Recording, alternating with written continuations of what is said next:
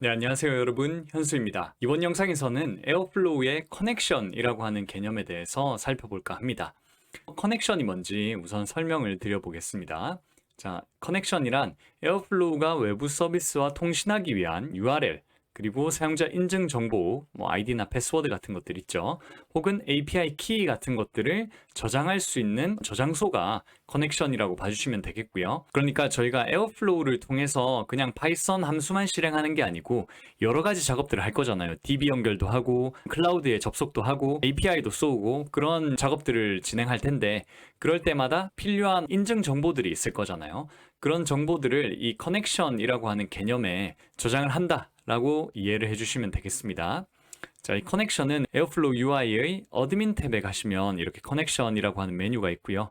여기 UI에서 Add Connection을 눌러가지고 해당 정보들을 하나하나씩 추가해 넣을 수가 있어요. 자, 그리고 이 훅이라고 하는 객체를 만들어서 커넥션 정보를 사용하는데, 훅에 대해서는 제가 그 다음 슬라이드에서 조금 더 상세히 설명드리도록 하겠습니다.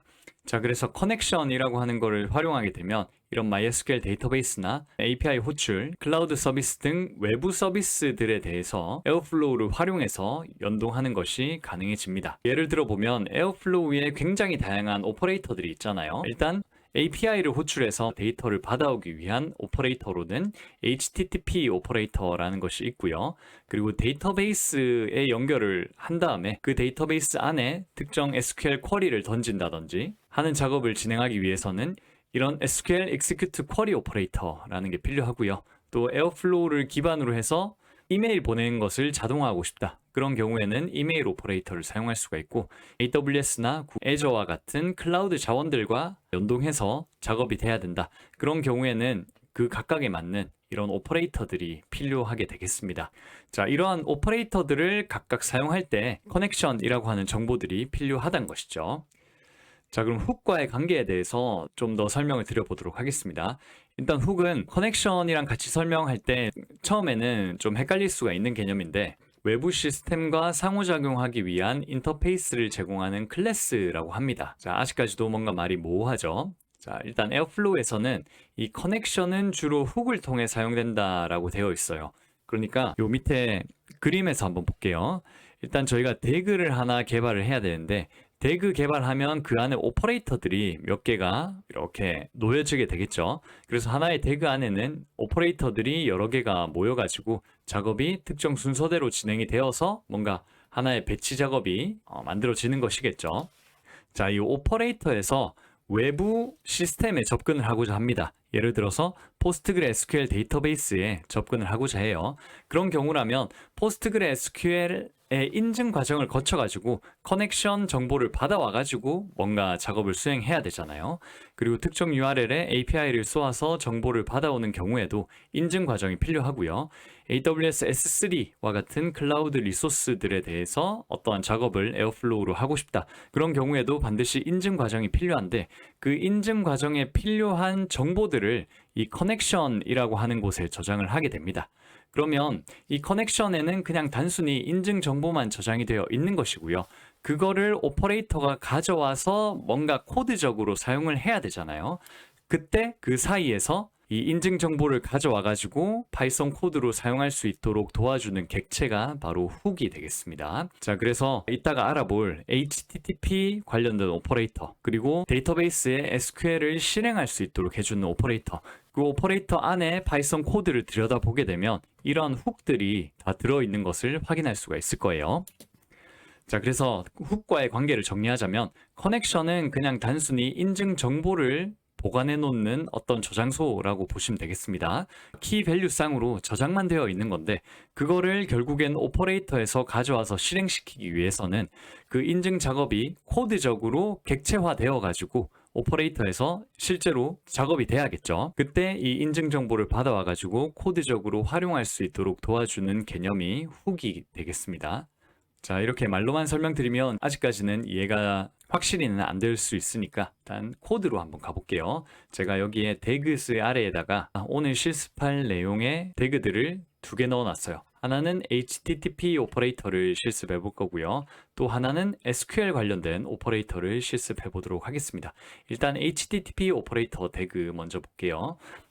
자, 보시면 맨 위에 이렇게 HTTP 오퍼레이터라고 해서 임포트를 해왔고요. 제가 훅 객체를 보여드리기 위해서 다른 오퍼레이터들도 이렇게 임포트를 해왔어요. 자, 그러면 일단 빅쿼리 인서트 잡 오퍼레이터 보도록 하겠습니다. 이건 뭐냐면 구글 클라우드의 빅쿼리라고 하는 서비스에 SQL 작업을 던질 수 있도록 도와주는 오퍼레이터인데, 이 오퍼레이터 안에 원본 코드를 까보도록 하겠습니다. 이렇게 들어가게 되면 빅쿼리 인서트 잡 오퍼레이터 클래스로 갈 수 있게 되고요. 자, 밑으로 쭉 내려가 보면 주석이 있고, 자, 여기 빅쿼리 훅이라고 있죠. 이 빅쿼리 훅은 어떤 걸 받아오냐면 GCP 커넥션 ID라고 하는 것을 받아오게 됩니다. 자, 여기 있는 GCP 커넥션 ID가 뭐냐면 에어플로우 UI에서 설정할 커넥션 정보가 되겠습니다. 자, 이 정보를 훅에서 받아와 가지고 사용할 수 있는 파이썬 객체로 만드는 것이죠. 그럼 이 객체를 기반으로 해가지고 실제로 빅쿼리에 SQL 작업을 던질 수 있도록 밑에 코드가 쭉 개발이 되어 있는 거예요. 그 다음에 GCS 리스트 오브젝트 오퍼레이터 볼게요. 이거는 뭐냐면 구글 클라우드 스토리지의 특정 버킷에 어떠한 객체들 리스트가 있는지를 보여주는 오퍼레이터인데, 이것도 원본을 까보도록 하겠습니다. 자, 이것도 밑으로 조금 내려가게 되면 이렇게 훅이 있죠. GCS 훅 이 위치에 있고, 첫 번째 파라미터로 GCP 커넥션 아이디를 받아오는데, 이 커넥션 아이디 역시 에어플로우 UI에서 커넥션스 안에 정보를 넣게 되면 그 정보를 받아와 가지고 파이썬 객체를 만들고, 이 객체를 기반으로 해서 그 기능을 수행할 수 있도록 해주는 코드가 밑에 쭉 적혀 있는 거예요. 자, 그리고 마지막으로 MySQL to GCS 오퍼레이터, 즉 MySQL 데이터베이스 안에 있는 테이블을 구글 클라우드 스토리지의 파일 형태로 옮겨주는 오퍼레이터인데, 이것도 안에를 까보게 되면 어떤 게 있냐면 여기는 MySQL 훅이 있죠. 이것도 동일한 역할을 하는 겁니다. 훅을 기반으로 커넥션 정보를 받아와서 객체가 만들어지면 그 객체를 기반으로 MySQL에서 구글 클라우드 스토리지로 옮겨갈 수 있는 역할을 하는 코드들이 쭉 개발이 되어 있는 것이죠. 자, 오늘 실습으로는 일단 첫 번째로는 HTTP 오퍼레이터를 실행해 볼 거예요. 자, 임포트는 여기서 하시면 되고, 조금 더 정확하게 보려면 여기 구글에다가 에어플로우 HTTP 오퍼레이터라고 하게 되면 맨 처음 다큐멘테이션이 뜨거든요. 그래서 다큐멘테이션 여기 소스를 눌러보면 여기 임포트하는 경로가 이렇게 뜨죠. 이 경로를 참고하셔가지고 여기서 바로 가져오시면 되겠습니다. 위에 이런 아규먼트나 태그 관련된 내용은 기존에 사용하던 포맷이니까 이대로 놔두고요. 밑에 오퍼레이터 쪽만 보도록 할게요.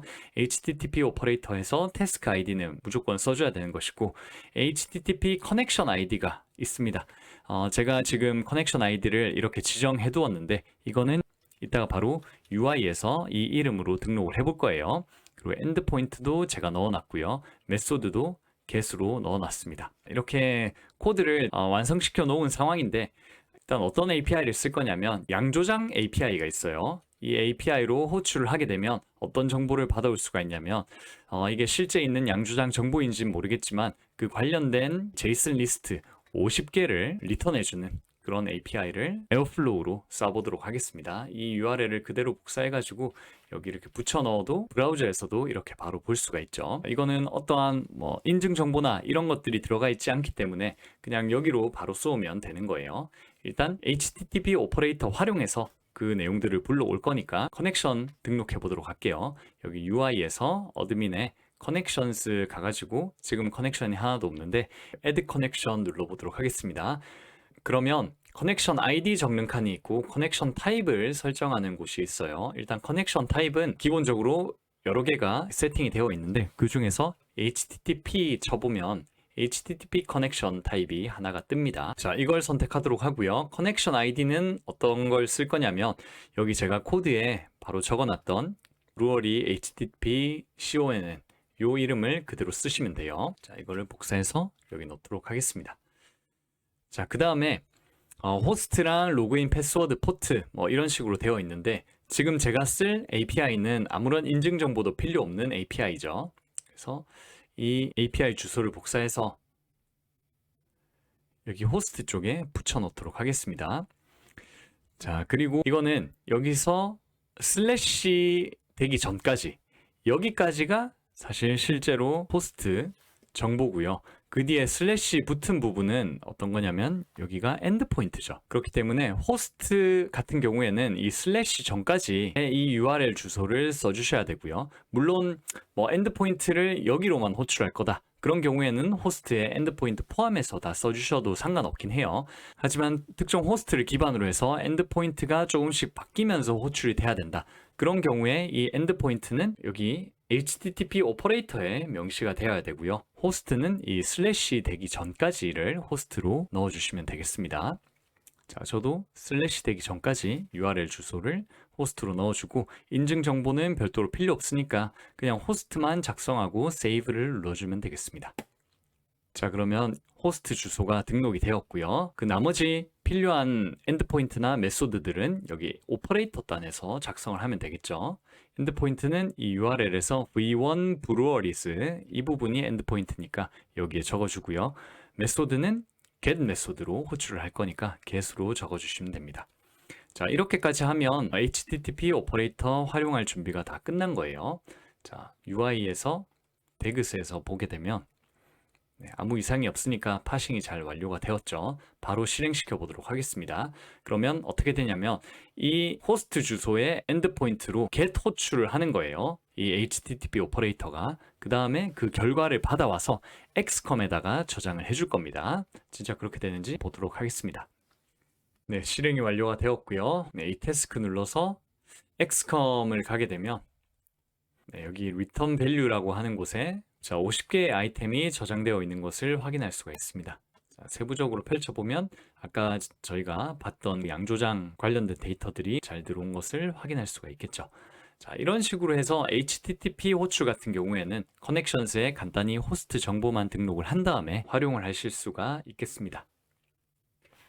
자, 그 다음 두 번째는 SQL 오퍼레이터를 써볼 건데요. 어떤 오퍼레이터냐면 SQL execute query 오퍼레이터입니다.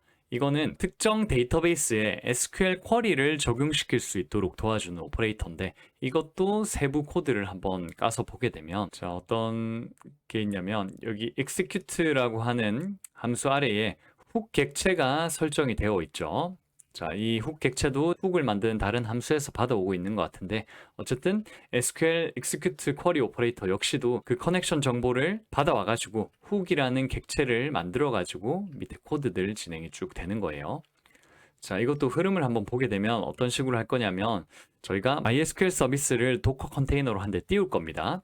그 다음에 execute query 오퍼레이터를 적용하는데 맨 처음에 create table을 합니다.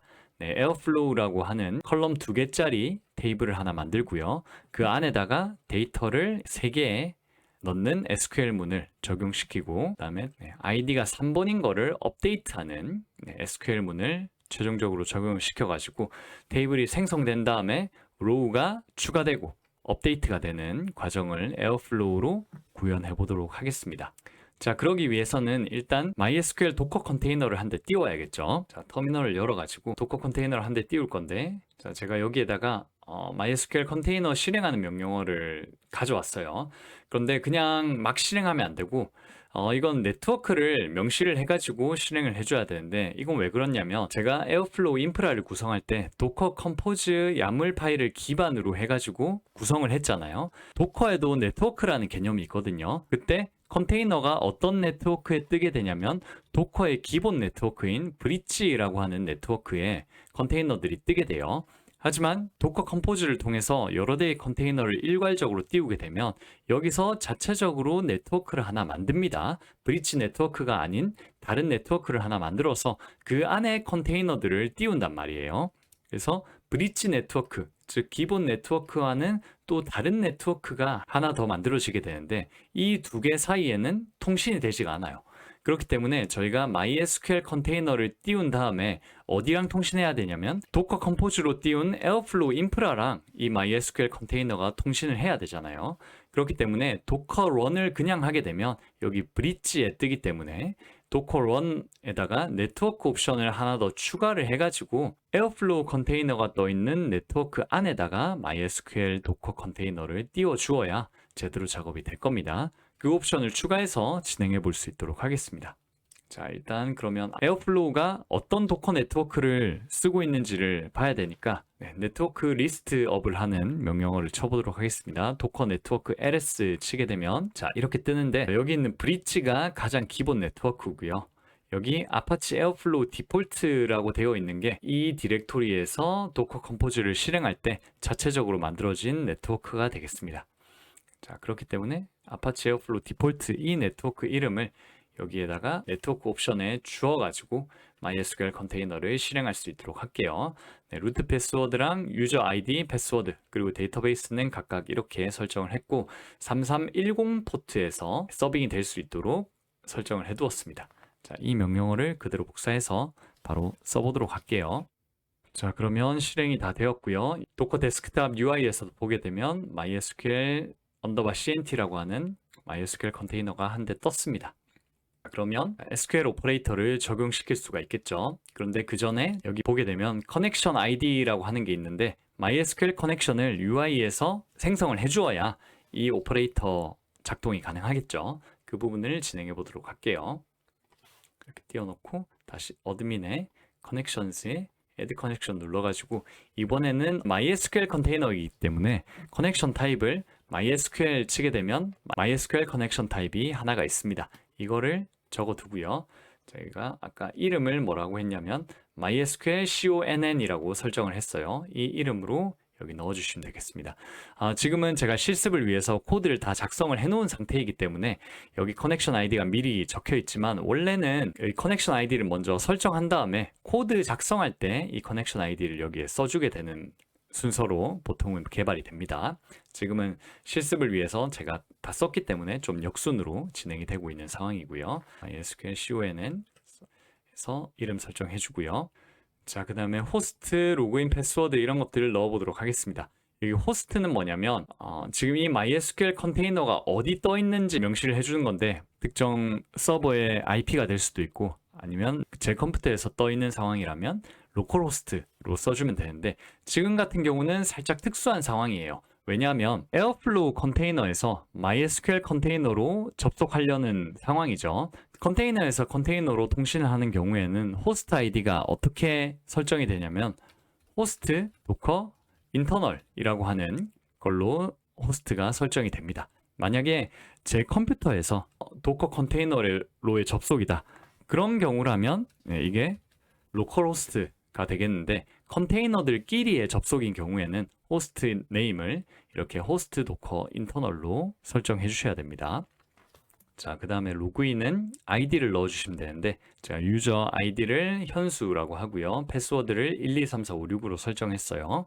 그래서 현수 123456 하고 포트 같은 경우는 3310으로 설정을 했죠. 그리고 스키마에는 데이터베이스 이름이 들어가면 되겠습니다. 이렇게 적어주고요.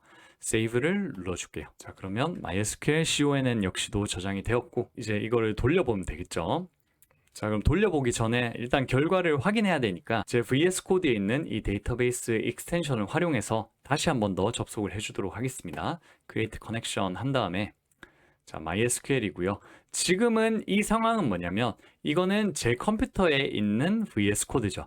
저의 컴퓨터에서 MySQL 도커 컨테이너로 접속하는 상황이기 때문에 호스트 이름을 로컬 호스트로 써주시면 되는 거예요. 컨테이너에서 컨테이너로의 접속이 아니죠. 지금은 제 컴퓨터에서 MySQL 가는 거니까 이렇게 써주고 포트는 3310 그리고 유저네임은 현수였습니다. 그리고 패스워드는 123456 그다음 데이터베이스는 에어플로우 MySQL 이렇게 해서 세이브를 눌러볼게요. 자, 그 다음에 로그를 내리면 여기 잘 뜨고 지금 테이블이 아무것도 없는 상황이죠.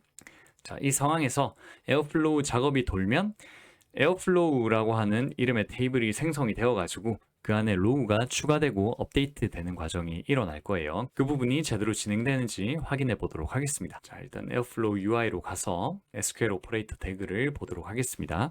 자, 지금 세 가지의 태스크가 여기 나와 있고요. 순서는 create 한 다음에 insert하고 update 하는 걸로 잘 설정이 되어 있죠.